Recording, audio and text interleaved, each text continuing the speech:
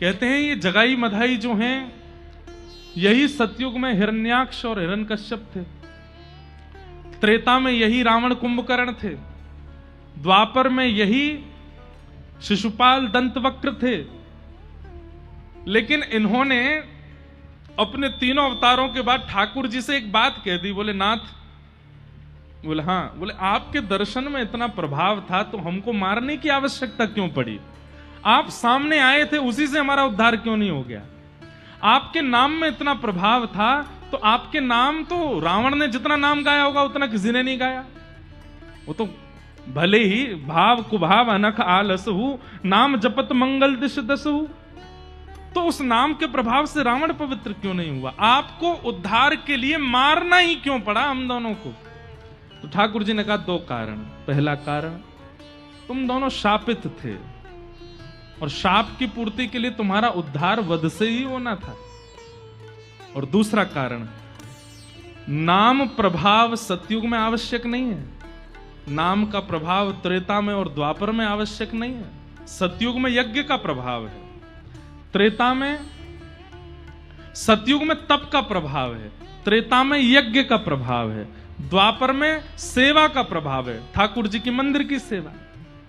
नाम का प्रभाव जिस युग में है उसमें दिखाएंगे नाम का प्रभाव, तो उसमें बिना सुदर्शन के, बिना गदा के, बिना तीर कमान के नाम से तुम्हारा उद्धार करेंगे। तो वही श्री राघवेंद्र सरकार, वही श्री कृष्ण जब चैतन्य बनकर के आए हैं और वही तीनों राक्षस जब जगाई मधाई बनकर के आए तो उठाया तो सुदर्शन, लेकिन तभी नित्यानंद महाप्रभु ने जब कंठ से लगाया और कहा कि आपने कहा था स्वीकार करना है, तो कान में धीरे से कह भी दिया, अरे हिरण्यकश्यप हिरण्याक्ष हैं, शिशुपाल दंतवक्र हैं, ये पहले ही पूछे बैठे हैं कि नाम का प्रभाव क्या है, नाम से उद्धार करो, दर्शन से उद्धार करो। सुदर्शन से उद्धार कर दिया तो हंसेंगे दोनों, बोले कि यहां भी आपको सुदर्शन उठाना ही पड़ा। इसलिए ठाकुर जी तुरंत सुदर्शन चक्र को अंतर ध्यान करते हैं और तुरंत अपने नाम का जब उद्घोष करते हैं तो जगाई मधाई का नाम से उद्धार हो जाता है।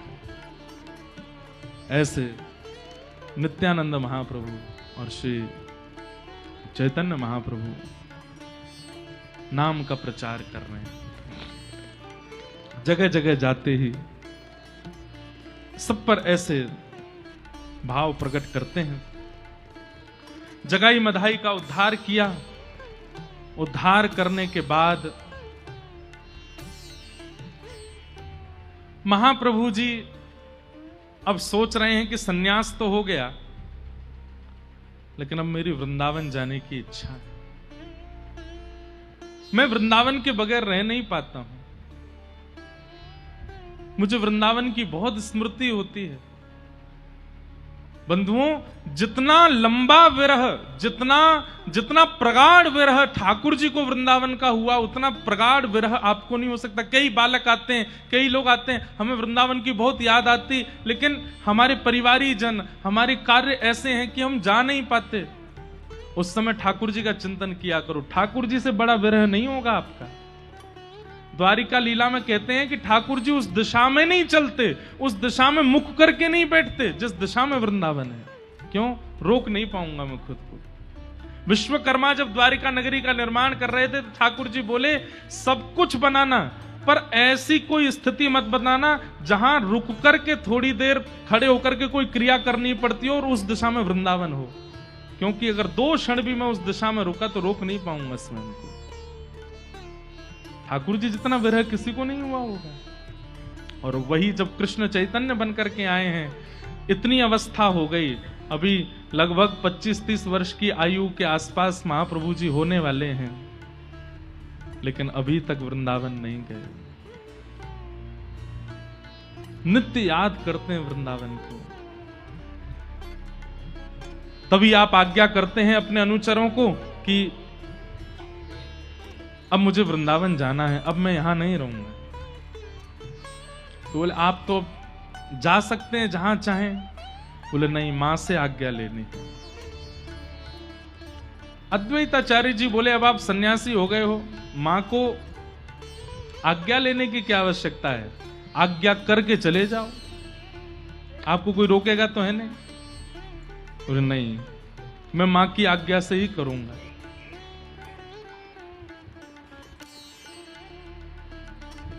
हरिदास ठाकुर बोले क्या कहा आपने, मां की आज्ञा से करेंगे? बोले हाँ, मां तो कभी नहीं कहेगी कि वृंदावन जाओ, फिर क्या करोगे? चैतन्य महाप्रभु बोले तो नहीं जाऊंगा। वो नहीं जाएंगे आप? बोले ना, नहीं जाऊंगा, मां अगर मना कर देगी तो नहीं जाऊंगा। अच्छा, और मां ने कहा कि घर चलो तो? बोले चला जाऊंगा। अब ये बातें सुनकर के वहां जितना परिकर खड़ा था वो तो आनंदित हो रहा था। अंत में दृढ़ता पूर्वक हरिदास ठाकुर पूछे ही लिए और मां ने कह दिया सन्यास त्याग दो, पुनः गृहस्थाश्रम में आ जाओ। तो सन्यास त्याग दूंगा, फिर से गृहस्थ आ जाऊंगा, क्योंकि चैतन्य महाप्रभु जानते हैं कि मां नहीं बोलेगी। हरिदास ठाकुर तो नाचने लगे, जितने अनुचर थे सब नृत्य करने लगे। बोले अब हमारे पुनः गौर निताई आएंगे, अब हमारे फिर से गौरांग आएंगे, फिर से उनके केश, फिर से पीतांबरी पहनेंगे। अरे मां तो तैयार बैठी है कहने के लिए। तुरंत गए, सच्ची माता को जाकर के कहा, बोले अरे एक खुशखबरी है मां। बोले क्या? महाप्रभु जी कह रहे हैं कि आप आज्ञा कर देंगी तो वो वृंदावन भी नहीं जाएंगे, घर छोड़ के जो बाहर रह रहे हैं वो वापस आ जाएंगे, और वो सन्यास भी त्याग करके पीतांबरी पहन के सामान्य रूप से रहने लगेंगे। अब तो हमारे अच्छे दिन आ गए, अब आप चलिए ना। मां गई, जैसे सामने गई हैं, चैतन्य महाप्रभु के नेत्र सजल हो गए, चरणों में प्रणाम किया। मां मुझे आज्ञा चाहिए। बोले क्या आज्ञा चाहिए? बोले मैं वृंदावन जाऊं। हरिदास ठाकुर बोले मां जल्दी जल्दी बोल दो। बोले 3 आज्ञा हैं, पहला सन्यास का त्याग कर दो, दूसरा घर वापस आ जाओ, और तीसरा अब पीतांबरी आदि पहन करके बिल्कुल जैसे पहले रहते थे वैसे रहने लगो। तीनों आज्ञाएं कर दो। सच्ची माता बोली नहीं, मेरे बड़े पुत्र विश्वरूप जब घर छोड़ करके गए थे और सन्यास लिया था, तब पिता की मृत्यु जब हुई जगन्नाथ मिश्र जी की, तो वो मरते मरते कह गए थे कि हे मेरे प्राण प्रिय पुत्र विश्वरूप, तेरे वियोग में मैं प्राण त्याग रहा हूं, लेकिन मैं तुझे जाते जाते भी ये कहना चाहता हूं, तू एक बार ठाकुर जी का हो गया है सन्यास लेकर के, अब वापस घर लौट के आना नहीं, ताकि मैं जिस लोक में जाऊं वहां भी धन्यता का अनुभव करूं कि मेरा पुत्र सन्यास मार्ग पर गया लेकिन लौट करके विरक्ति फिर वापस आया नहीं। तो जो इनके पिता की इच्छा थी वो मैं कैसे तोड़ सकती हूं? मैं कैसे कह सकती हूं कि तुम वापस आ जाओ? महाप्रभु जी तो जानते ही थे कि मां नहीं बोलेगी। चरणों में कहा मां अब मुझे आज्ञा दे दो ना, मैं वृंदावन जाऊं। मां ने कहा देखो तुम्हें रोक तो नहीं सकती मैं, तुम तो सन्यास ले चुके हो, पर मेरा तो सन्यास नहीं हुआ ना। तुम जब निकलते हो तुम्हारे सिर पर केश नहीं होते, तुम्हारे अंग पर वस्त्र नहीं होते, तुम्हारे हाथ में दंड होता है, सब तुमको सन्यासी समझते हैं, पर मेरे चित्त में तो पहली भावना पुत्र की ही आती है। सन्यास तुमने लिया है, मैंने नहीं। इसलिए एक बात तो कह सकती हूं, क्या? वृंदावन बहुत दूर है, वृंदावन यहां से बहुत दूर है। कभी अगर इच्छा भी हुई और मैं अगर मरणासन अवस्था में भी हुई और तुम्हें यदि पत्र भी भेजा गया तो वो पत्र पहुंचने में इतना समय लगेगा, तब तक तो शायद मैं बचूं भी ना। इसलिए हमारे इस बंगाल प्रांत के समीप में वृंदावन है, जगन्नाथपुरी, तुम वहां चले जाओ। जगन्नाथपुरी से कभी तुम्हारा मन करेगा गंगा में स्नान करने का। मुझे पता है तुम्हें मुझसे प्रेम नहीं है, एक मां की जो भाषा होती है वही सच्ची माता बोल रही है। मुझे पता है तुम्हें मुझसे प्रेम नहीं है, पर तुम्हें गंगा से बहुत प्रेम है, तुम्हें मायापुर से बहुत प्रेम है। तो कभी गंगा की याद आई, मायापुर की याद आई और तुम कहीं आ गए, स्नान करने लगे, तभी हल्ला होगा, मेरे कान में आवाज जाएगी कि मेरा निमाई आया है, मेरा गौर आया है, तो मैं दूर से आके देख तो लूंगी। एक रात का सफर करके कभी मन होगा तो जगन्नाथपुरी आकर के दूर से देख तो लूंगी। इसलिए बेटा मेरी आज्ञा है कि तू जा, पर वृंदावन ना जा, बहुत दूर है। मुझे ये तो रहेगा कि मेरा निमाई आसपास है, तू जगन्नाथपुरी चला जा। कितना रोका गया, श्री चैतन्य महाप्रभु को वृंदावन के लिए आपने नेत्रबंद किए और मां की आज्ञा को अध्यादेश मान लिया, तुरंत चरणों में दंडवत प्रणाम किया। यह भी नहीं कि कोई संवेदना या कोई एक दो बातें और कह दी हूं, किंतु परंतु वृंदावन जाने दो, बचपन से कह रहा हूं, नहीं, तुरंत दंडवत प्रणाम किया और प्रणाम करके मां की ओर एक बार निहार करके दंड हाथ में लेकर के निकल पड़े। तुरंत इतनी द्रुत गति से चलते थे चैतन्य महाप्रभु कि वे चलते थे, बाकी सब दौड़ते थे। निकल पड़े जिस दिशा में है जगन्नाथपुरी। असंख्य भीड़ पूरी मायापुरी की नदिया की चल रही है साथ में। महाप्रभु जी बोले मेरी आप सबसे हाथ जोड़ के दंडवत करके प्रार्थना है, सब वापस लौट जाओ। ये कुछ लोग ही बस मेरे साथ आगे की यात्रा पर जाएंगे, मेरी आप सबसे प्रार्थना है, सब लौट जाओ। और सबको लौटा दिया। बीच में कई पड़ाव हुए, कई लोगों पर उद्धार करते हुए, कल्याण करते हुए महाप्रभु जी नीलाचल जा रहे, जगन्नाथपुरी जा रहे। जगन्नाथपुरी पहुंचे और जैसे उस स्थान पर पहुंचे जहां से नील चक्र दिखना शुरू हो जाता है, महाप्रभु जी दोनों भुजा उठा करके वहीं नृत्य करने लगे। सब लोग बोले क्या हुआ? महाप्रभु जी बोले देखो नील चक्र के ऊपर कौन है। सब अपने सिर पर हाथ रख के देख रहे हैं। दूर से छोटा सा नील चक्र दिख रहा है, उसके ऊपर ध्वजा दिख रही है। सब कह रहे हैं महाप्रभु जी नील चक्र है और ऊपर पीली पीली ध्वजा लहरा रही है। अरे नहीं, नील चक्र के ऊपर और ध्वजा के नीचे बीच में देखो क्या है। और जैसे ही सबने ध्यान पूर्वक देखा, तभी क्या देखते हैं, नन्हे से मदन गोपाल बैठे हैं और ऐसे हाथ करके श्री चैतन्य महाप्रभु को अपनी ओर बुला रहे हैं।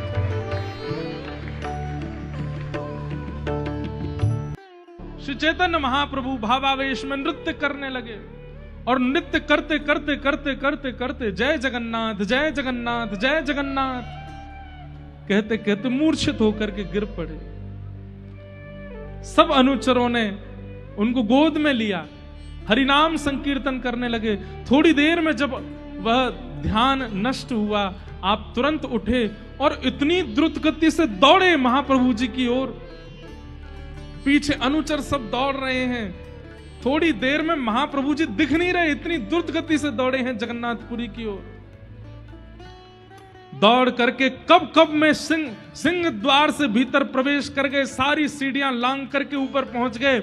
मंदिर की एक परिक्रमा करके सीधे गए, गरुण स्तंभ को तुरंत हृदय से लगाया और जैसे ही पहली झांकी देखी है, मानो चैतन्य महाप्रभु कहने लगे कि इन्होंने भुजा तो मेरे लिए ही पसार रखी, ये मुझे ही पुकार रहे हैं।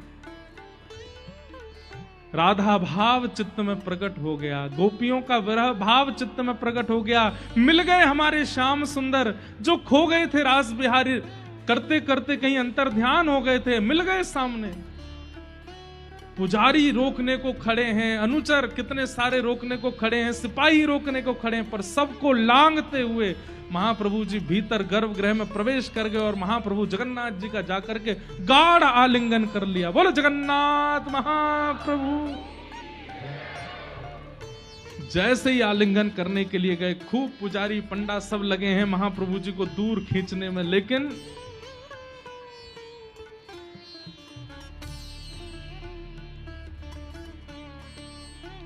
जैसे कोई एक ही अंग हो जाता हो।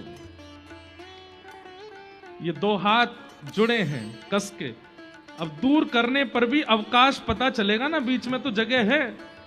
लेकिन महाप्रभु जी जैसे ही जगन्नाथ जी से जाके आलिंगन करते हैं और दूर खींचने वालों को लग रहा है कि अलग हो तो इनको अलग करें ना, ये तो एक ही हो गए हैं, एक ही स्वरूप हो गए। थोड़ी देर में महाप्रभु जी को मूर्छा आई और जैसे मूर्छा आई अपने आप गिर पड़े।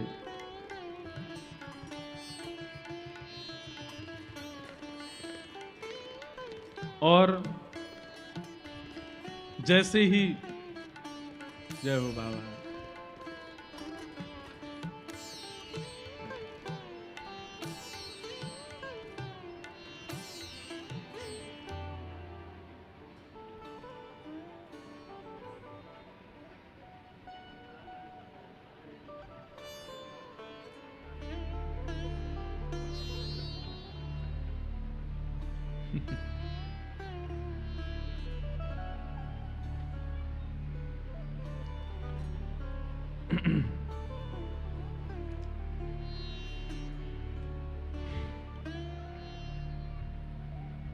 महाप्रभु जी पहुंचे।